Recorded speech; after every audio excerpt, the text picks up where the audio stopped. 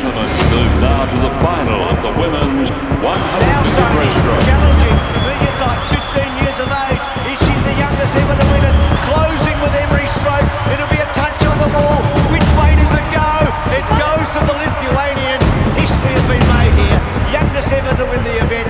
Lithuania get their first medal. It's a gold.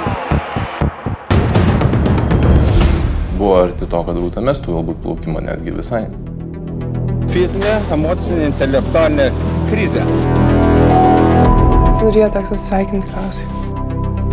Vis tiek tai buvo tokia kaip ir paslaptis, tokia uždara. We don't know if she'll even get there. We don't know if she'll even go. Eidama į startą aš nesijaučiau galbūt savimi.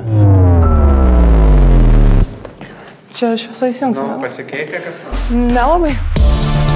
Rita Muller-Type wins the gold medal. She's the youngest ever to win the 100 breaststroke at 15 years of age and the first Lithuanian to win a medal in swimming.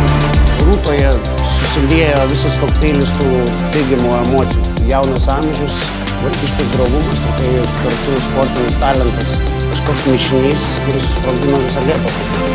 Arba su arba su kažkokiam kito kūne ir tai nevyksta man.